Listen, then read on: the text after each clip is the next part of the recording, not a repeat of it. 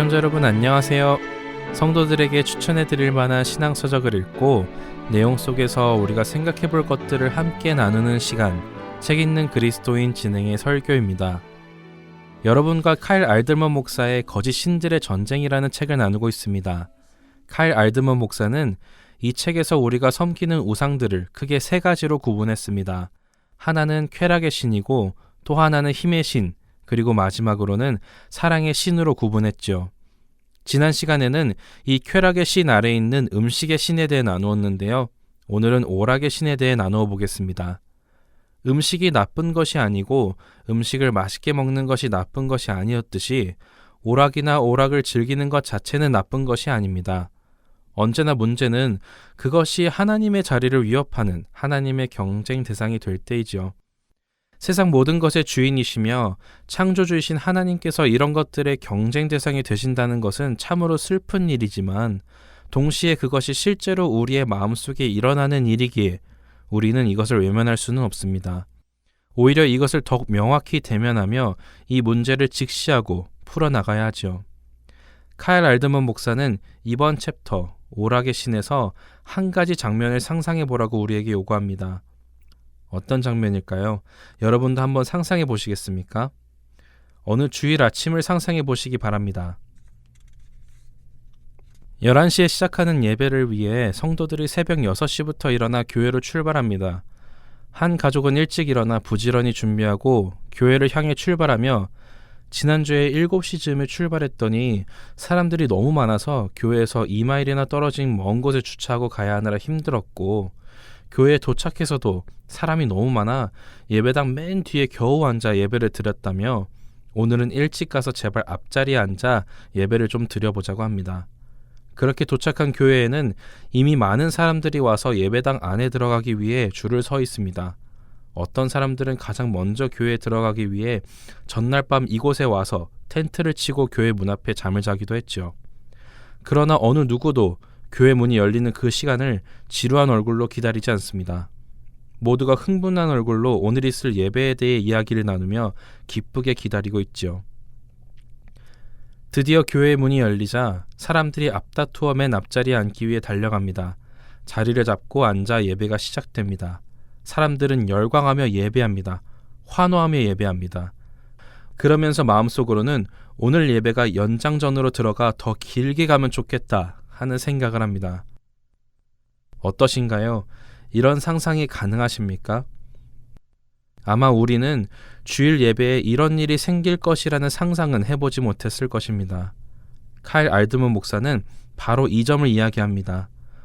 우리가 사랑하는 주님을 예배하기 위해서 이런 열정을 보이지는 않지만 자신이 좋아하는 운동 경기를 위해서는 이런 열정을 보인다고 말입니다. 그래서 현대의 문화는 오락에 지나치게 집착한다. 그리고 그런 집착은 본질적으로 종교의 대용물이다 라고 설명하지요. 이처럼 오락이 종교의 대용물이기에 현재 미국 사회에서 급속히 성장하는 가장 새로운 종교는 바로 오락이라는 것입니다.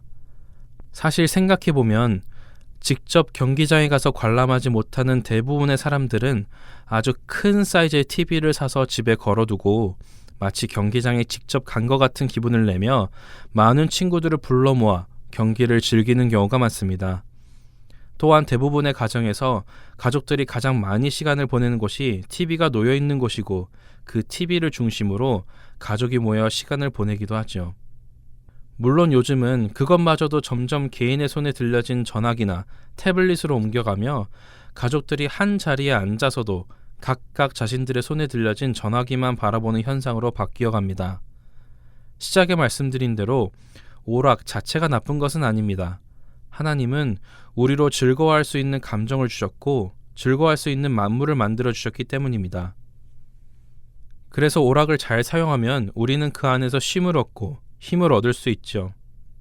하지만 우리가 오락을 오락 이상의 것으로 만들기 시작할 때 문제가 시작됩니다. 만족과 안식을 얻기 위해 오락을 사용하기 시작하면 문제가 되는 것이죠. 어찌 보면 말장난처럼 느껴질지도 모르겠습니다. 오락을 잘 사용하면 우리는 그 안에서 쉼을 얻고 힘을 얻을 수 있기에 괜찮지만 쉼과 힘을 얻기 위해 오락을 하기 시작하면 안 된다는 말입니다. 하지만 이것은 말장난이 아닙니다. 무엇이 동기이고 무엇이 목적인지 그것이 뒤바뀌면 문제가 되기 때문이죠. 한국말로 주객이 전도되면 안 된다는 것입니다. 우리가 우상으로 삼는 모든 것들이 주객이 전도된 것입니다. 우리에게 모든 것을 주신 주님을 기뻐하는 것이 아니라 주신 그것들을 기뻐하며 그것들에 우리의 모든 마음과 뜻과 힘을 빼앗긴다면 그것은 하나님이 그것들을 우리에게 주신 목적을 잘못 사용하는 것입니다. 칼 알들먼 목사는 음식의 신을 섬기면 아무리 먹어도 지칠 줄 모르는 배고픔, 채워지지 않는 배고픔을 느낄 뿐이며 성적인 신을 섬기면 추악한 부끄러움만 얻게 되고 오락의 신을 섬기면 채워지지 않는 무한한 권태만을 얻게 된다고 이야기하죠. 칼 알들먼 목사는 우리가 이러한 권태에 빠지는 이유를 너무 많은 오락거리가 있기 때문이라고 지적합니다. 사실 여러분 중 어떤 분은 가끔씩 몇십 개, 몇백 개나 되는 TV 채널을 하나하나 돌려가며 볼만한 무엇인가를 찾아보다가는 리모컨을 내던지며 볼 게 하나도 없네 라고 말해본 적이 있을 것입니다. 볼 것이 한두 개밖에 없을 때와 볼 것이 수백 개가 될 때에 사람들이 느끼는 오락에 대한 감정과 권태에 대한 감정이 다르다는 것입니다. 그리고는 아프리카의 오지의 원주민을 상대한 서구의 학자 이야기를 들려주는데요. 그것은 아프리카 오지의 원주민에게는 권태라는 단어는 물론 개념조차 존재하지 않는다는 것입니다. 그리고 실제로 영어에서도 이 권태라는 단어는 산업혁명 이후에 나타난 단어라고 하죠. 반면에 오락을 의미하는 어뮤즈먼트에는 정말 놀라운 비밀이 숨어 있습니다. 그것은 이 어뮤즈먼트의 원어의 의미는 영감이 결여된, 성찰이 결여된 이라는 의미로 아무 생각 없이 즐거움을 추구하는 그 상태를 뜻한다는 것입니다. 그러니까 사람들은 아무것도 생각하고 싶지 않을 때의 오락을 찾고 또 아무것도 생각하지 않아도 되기에 오락 안에 머무는 것입니다. 하지만 그렇게 아무 생각 없이 있는다고 해서 삶에 생각해야 하는 부분들을 피한다고 해서 그 문제들이 사라지거나 해결되는 것은 아니죠. 여전히 그 문제들은 그 자리에 있기에 오락을 하는 동안 아무 생각 없이 즐기다가 다시 현실로 돌아와서 그 문제들을 마주 대할 때에 사람들은 더욱 무기력하게 되고 권태감에 빠지게 됩니다. 오락에 쉼을 주고 힘을 주는 그 목적을 상실한 것이죠. 그렇기에 솔로몬 왕은 전도서 전체를 통해 자신이 모든 즐거움, 모든 오락, 모든 누릴 것들을 누려보았지만 그 모든 것 중 어느 것도 자신에게 참된 만족을 주지 못했고 오직 이 모든 것이 허탈하고 공허한 헛된 것임을 한탄하는 것입니다. 우리는 너무 많은 시간을 우리를 즐겁게 하는 것들에 투자하고 있습니다. 오락이 하나님의 경쟁자가 되도록 해서는 안 될 것입니다. 카일 목사는 오락의 신이라는 챕터 끝에 우리에게 이렇게 도전합니다. 지금 당장 시험적으로 하나님의 모든 경쟁자들을 없애보라. 그리고 무슨 일이 일어나는가 보라. 당신의 TV를 끄라. 페이스북에서 로그아웃해라. 음악 소리를 줄여라. 게임기의 전원을 뽑아라. 그리고 당신의 시선을 주 하나님께 돌려라 라고요.